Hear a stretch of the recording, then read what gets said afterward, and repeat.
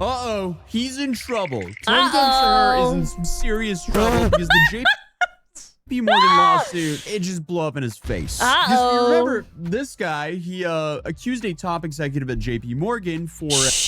Dude, I remember when this blew up, and it was like, he was saying that she said stuff like, yeah, my honkers are bigger than your little Asian wife's honkers, I bet, huh? And I'm like... There were so many down bad comments. It was fucking crazy. There were so many down bad comments being like, oh my god, I wish it was me. That should have been me. Turning him into a slave. And just hours before his hearing, his lawyers dropped him. So clearly, things are going too well for him. Like, you would assume that things are going pretty badly when your own lawyer quits on you the morning of court. Yeah, but if you don't know what's going on, a former JP Morgan banker named Rana, he filed a lawsuit accusing executive Lorna Hajini of basically turning his life into a Wall Street psychological thriller. Yeah, when it came out, I thought it was fake initially. I thought this was like made up. Like, not like he was lying. I thought it was completely made up. Written by AI. Can you imagine they find out his ChatGPT account history like through subpoena, and then it's like he finds out like through his like fetish or something? He claims like, oh, I made this up. Made racial comments towards him and tried to coerce him into becoming what he literally described as a slave. So what happened? Well, JP Morgan denied these claims, Hajini denied everything, and reports started questioning parts of Rana's story. And suddenly, the entire case turned into like both sides accusing each other of completely lying. And now, things just keep getting worse because Rana just walked into one of the biggest hearings in the case so far and immediately got hit with multiple disasters back to back. So first, JP Morgan came out and basically said they investigated the allegations internally and found no evidence supporting them. And the bank also claimed that Rana refused to fully cooperate with investigators. And meanwhile, that's not a good sign. If you're going to accuse someone of something, you better have the evidence, no?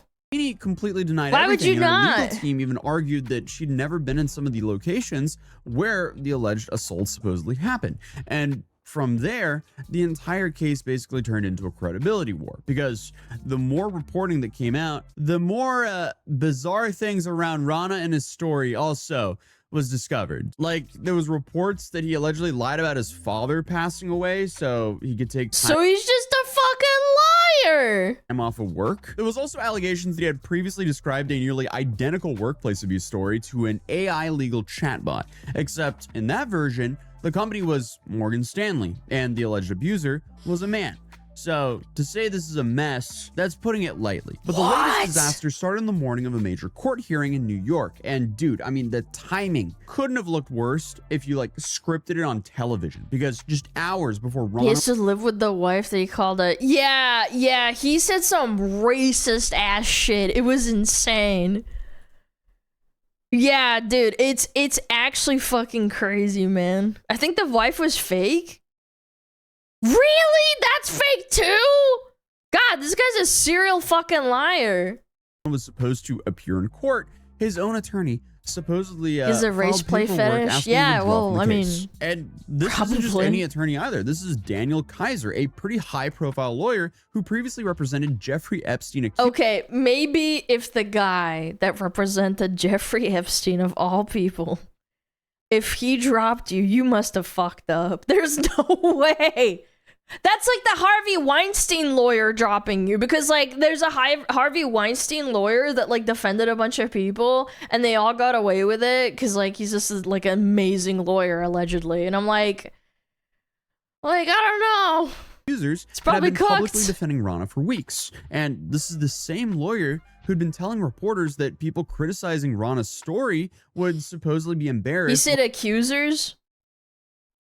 Okay, well still, I mean, that's still a high-tier lawyer. Epstein's accusers, not Epstein. Okay, well either way, I still think like it's someone who's that high up there doing such massive public cases. Once all the evidence came out. So why is he suddenly dropping the whole case the day of the hearing. I don't know. Probably really things bad. Get worse because now Rana seemingly represented himself. Pros.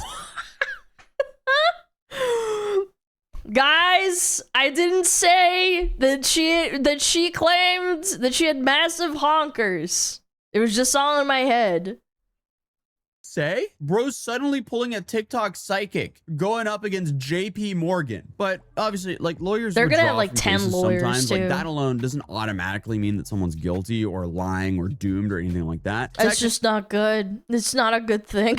Technically, there are a whole bunch of reasons attorneys can drop clients. But dude, the morning of the hearing, it just doesn't look good. Especially when Maybe the he didn't lawyer have is money? someone known for Is that representing another high-profile reason? victims. I don't Like, know. it just doesn't, something's off here. Maybe the attorney, doesn't think he's a victim anymore, but who knows? That's all just speculation. So now we have, I guess, Tung Tung Sahur just solo queuing right now, going in against JP Morgan themselves, and also a countersuit from Lorna I think he'd Hajini. win. But Tung this Tung hearing Sahur itself wins. was pretty important, especially for Rana, because he was trying to continue to sue under the name John Doe instead of using his real name in public court filings. And his legal team argued that because the lawsuit involved, I guess, you know, assault and harassment, he should be allowed to keep his identity protected. But you fucked her over though. Like, I remember when the news broke, her face was all over Twitter and her name. Like, I don't know, man. I feel like you fucked up, brother. Genie's lawyers You can't and ask JP for Morgan that. both came in swinging very hard against that whole request, because their argument was basically, how can this guy stay anonymous when the entire internet already knows who he is? Which is my exact reaction, because like, we've already made 2 videos on this guy at this point. I'm not just gonna randomly think, oh, this lawsuit is about someone else. It's a different Tung Tung Sahur. Like, honestly, like, who are we trying to trick here? Like, just so much of this case just doesn't make sense. So according to Hajini's lawyers, Rana himself has already publicly spoken about the case in media interviews. So the judge ended up actually citing against him. So she reportedly said that you can't put the genie back in the bottle. Yeah, and exactly. I guess quick clarification here, because this part got weirdly confusing even in the actual reporting. So a lot has happened in this case over the last few weeks, and honestly, like, I was kind of waiting to make this update until the hearing, because I genuinely thought we were about to get Sharon and Rana representing himself in court, which honestly I was kind of excited to see how all that would go down. But technically, even though his lawyer filed paperwork trying to quit the case that same morning, the judge had not officially approved that withdrawal yet. So during the hearing itself, Daniel Kaiser was still technically Rana's attorney. So he was there even though he was actively trying to leave the case at the same time. That's so, bad. Interesting That's so situation. bad. I mean, what an incredible vibe of the courtroom. I should have actually been there. Maybe I'll lock in and show up for the next one. Because now we have a dude who... Can you just show up to like people's court cases? Is it like by... Like, do you have to be associated to the case, or can you just show up? Yeah, you can, some. As long as it's open. As an observer, yes. Really? You can just like fucking go in there as long as you're like not disrupting anyone? Basically, the entire internet That's thinks crazy. is lying, and his attorney apparently doesn't want anything to do with him, but he's also stuck in the courtroom defending him. That's something worth seeing. But apparently, during the court appearance, his attorney, which, you know, for right now is still Daniel Kaiser, he seemed completely unprepared once the judge started pressing him for actual legal precedent. And at one point, the judge reportedly asked whether there were any examples of someone being allowed to stay anonymous after their identity had already become public. And at this point, Rana's lawyer basically had to admit he didn't have one. And this is not really the kind of moment you want happening in front of the judge when your entire argument depends on convincing the court that you deserve, you know, special protections. But meanwhile, Hajini's legal team was basically... Guys, I aired out my laundry before the court case even started. I want to have my anonymity. In what universe would a judge give that? After you fucked over this lady, let's assume she's innocent, because like it's looking like she didn't do anything wrong. I don't know though, but let's just assume she is, and he put her on blast in front of the whole world, and I saw the shit that he was like saying racial slurs about... that she was saying that his wife's titties were too small and shit. Like, there was some deprived things, man.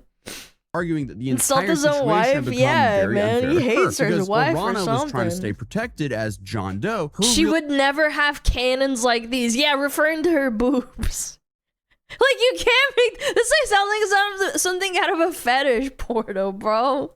name was already being blasted Check out all these across the internet. guns. And I mean, hey, that's a fair point. And this is where the story kind of just gets sad, Little because brown regardless boy, of who yeah, ends up she's being right in decent court, this fucking case has shit, already dude. pretty much destroyed both of these people's lives publicly. Hajini's lawyers claims that, you know, she's been dealing with nonstop harassment ever since the lawsuit went viral. And they even submitted examples of some of the emails that she was allegedly receiving during all these allegations. And yeah, it's safe to say some of these messages are insane, because here you have apparently strangers sending her graphic messages, threats, and telling her to hurt herself. And in my previous video on this, because her name was out in the public and her picture, it was really easy to check.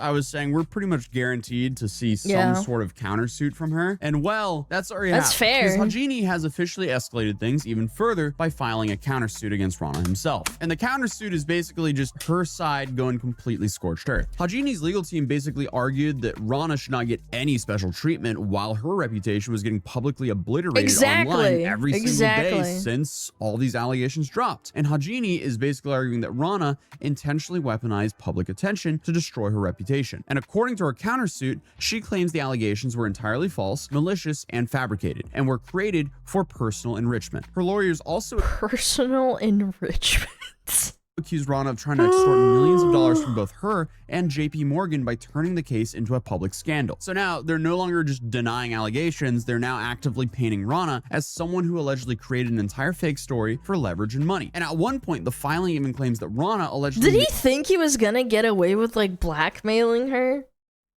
Like a JP Morgan lady that works there, and he works at the same the same company? Really? Made an eerily similar fabricated allegations against a supervisor at a previous job. I'm not beating off, I'm doing personal enrichment. Yeah, I need my personal enrichment time at work.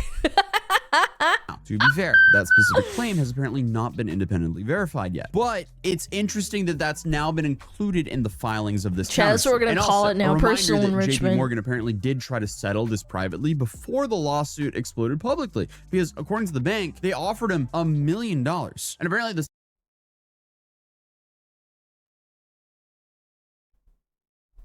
So $1 million wasn't good enough for him? Nah. settlement discussion wasn't because they believed the claims. They said they wanted to avoid any reputational damage. Yeah, because now they have to defend themselves and it's out in the public. Yeah, I can understand that. Of a massive public legal war involving one of their executives, which makes sense because, you know, if you Google JP Morgan right now, this lawsuit's kind of everywhere. So, I mean, it's just not a good look for the bank, and that could also be used for another countersuit from the bank as well. So, I mean, I don't think Rana is in that good of a spot right now. But again, reportedly, JP Morgan offered him about $1 million, but Rana was reportedly holding out because he wanted way more. And some reports were saying that he wanted north of $20 million. So, wow. Dude, if he pulled that one off, that would have literally been a bank robbery. But now, the entire thing is essentially heading toward— Now you just shot yourself in the foot. Dude, he actually had the out for $1 million. Do you know how many people in my chat would kill for $1 million? Probably a lot. Stage yet. This guy's just like, now, nah. Hajini is suing Rana back for defamation. JP Morgan is openly backing her side, and the court has officially stripped away the anonymity Rana was trying to keep. Meaning, from this point forward, this will only get more and more public. If Rana somehow proves these allegations were true, this becomes one of the biggest workplace abuse scandals modern Wall Street has seen. But if these claims are completely false and, you know, collapse in court, this is going to be really ugly. We'll see, Currently, man. the next court date is June 23rd, and I'm definitely going to be interested to see if Rana will be representing himself or not. Most likely— I want to know why he did it. That's what I want to know, dude. Like, I would just want to know why. Like, if the court proceedings ever come out, I'd probably just ask, be like, why did you do it, bro? Money is that? Is the $1 million before after tax? Probably like after tax, I imagine. he won't. I mean, it's also not a lottery. I don't think you get fucking taxed on that. On a settlement, I don't think you get taxed. be entertaining if he did, but I don't think he will. But let me know what you think in the comments down below, and I'll see you guys in tomorrow's video. What Peace. if he just did it because he had a huge like fetish for her and he just wanted to make shit up and ruin her life? He might be mentally ill. Yeah, that's what I'm saying. Like maybe he just fucking did it because he's just cuckoo. Cuckoo for coconuts. My coconuts. Da, da, da, da, da, da, da. Yeah, go check him out. Go check him out. Go check out Atozzy. That was great. That was funny. Chad, would you ruin your life for some JP Morgan milady for $1 million? I wouldn't. I'm okay. We don't need $1 million. A milli. It's just a milli. Jamilli.